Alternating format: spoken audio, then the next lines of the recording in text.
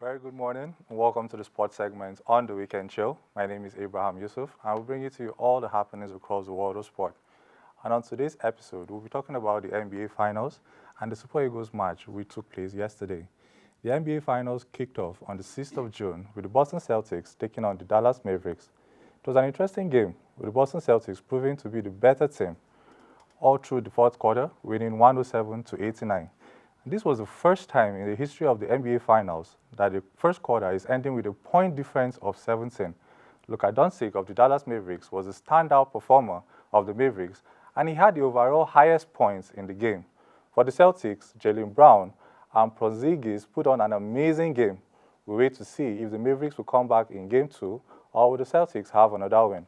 Personally, for me, I would want to see the Mavericks come back so we could have an interesting run in the final. In football, the Nigeria vs South Africa match wasn't so good an outing for the Super Eagles. Despite dominating major part of the game, they failed to convert their dominance into goals and conceded on the 29 minutes, but thankfully, at the start of the second half, we found the net from the brilliant strike of Delhi. The 1-1 result leaves Nigeria fifth on the table after Game 3. We hope that Finidi finds a turn in the remaining games because, like we said, it's not going to be easy for the World Cup for us without Nigeria in it. And on the studio with me today to have this conversation is Coach Ahmed Sunday Lawrence. He's a training officer for the Nigerian Football Coaching Association, FCT chapter, and also the secretary organizer for Committee of FCT FA League. Good morning, sir. Good morning. Welcome to the Weekend Show. Thank you for having me on your show. All right. So let's start with the Super Eagles match of yesterday. What are your thoughts overall about the match? Well, overall, I will still give it to the players. They tried their best, but their best was not enough. Really, we had to me, the boys has a very good game yesterday. Okay. But the luck is not on our side. We all watched the game. I think they tried, even the technical crew. What he did, I'm impressed with him. Okay. Would you say, looking at the game yesterday, will you say the absence of Victor Osimhen, he was one of the major factors? Because it felt like we were playing well, but in front of goal, we were finding it difficult to just find that finishing touch. Yes. I think the absence of Victor Osimhen really affected the team because his style of play is the kind of striker that you see him everywhere. He moved to the right, he moved to the left, you see him coming back. He has that energy to fight. But with the game yesterday, we didn't see that. But still, I'll still give it to those who played yesterday. Because I'm one of those coaches. I don't criticize players and I don't criticize coaches. So I watch the game and I see what you can play. Every player, every coach has his own style of play and style of techniques. That's just it. So, okay, so I'm going to assess the lineup, right?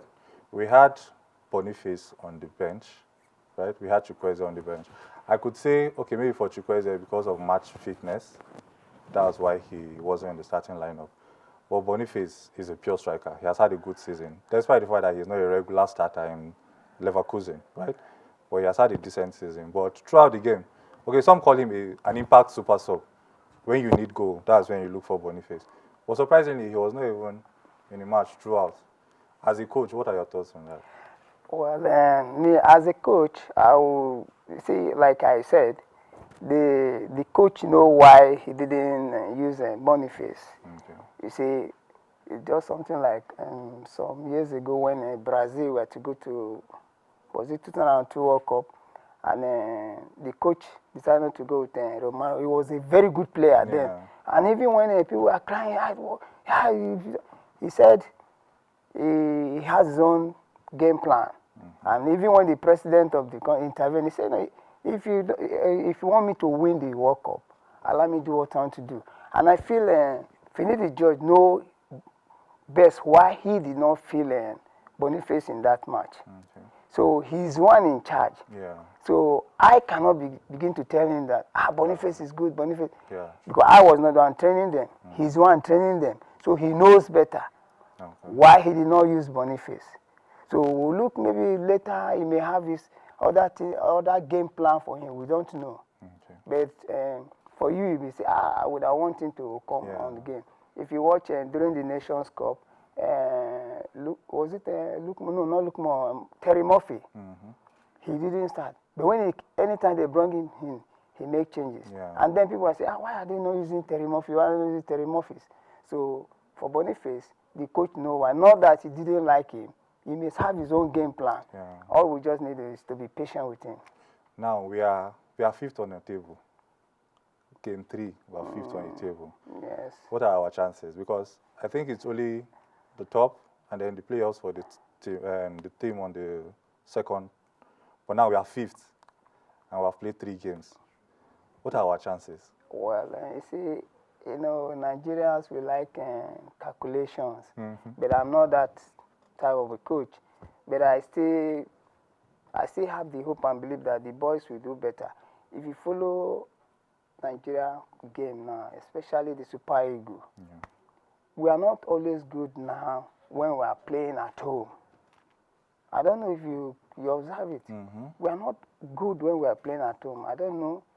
And home ground should be our comfort zone. Yes, but when we go away, we're always doing very well.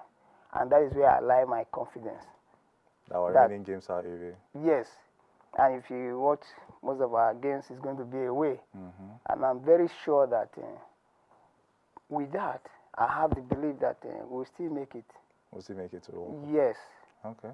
Because I'm very confident with the player that I don't know the reason why when we are playing home, they are not doing well. But when they go away, they are doing very... And I think there's something I always think, I keep telling my colleagues that why these boys are not doing very well. You see, anytime they come to Nigeria, everybody want to go and sit there. Everybody want to go to the hotel. This distraction things here.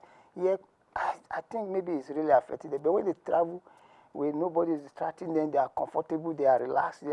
I think maybe that is the reason why when we play away game, we are doing better when we are playing here in Nigeria. So maybe the coach needs to set some really ground rules, especially when we are home.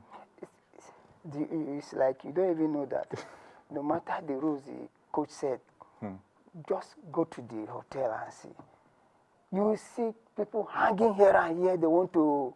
People that have match the next Yes. day. I want to come and see, it's my friend, it's my family, it's my this. They hang around people. And these boys, they don't need to turn them away.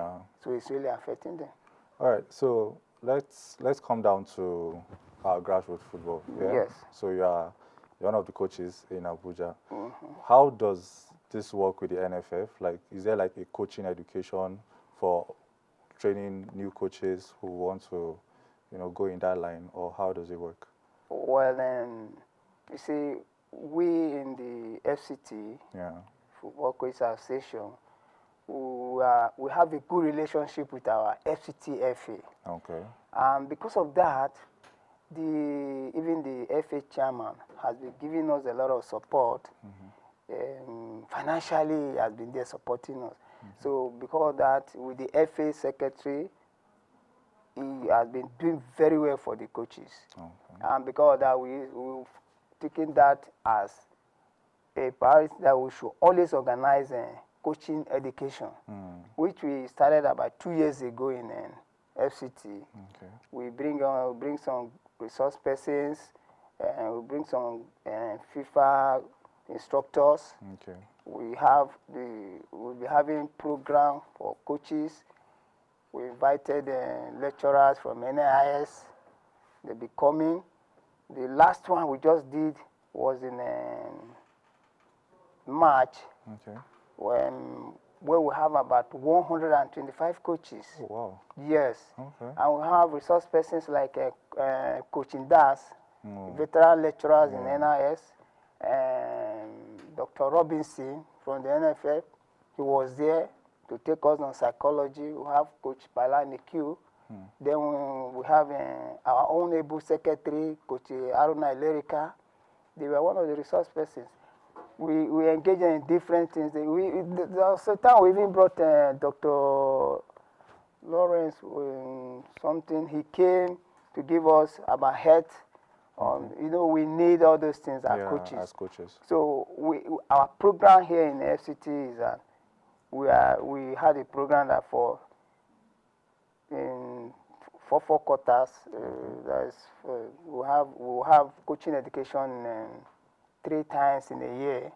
We've done the first one. The second one is coming up in July. And we also engage our coaches, not only, there are some coaches, they depend on football to make their own living. And we now said, no, even though as a coach, you need to know other things that can help you. So like I think in this month, July 28th or so, we'll be having investment seminar for the coaches. So we are engaging our coaches here in Abuja in various coaching education. So because most of our coaches, they are grassroots coaches, but we have some of our big coaches who are in the national team. You see, FCT has been producing coaches.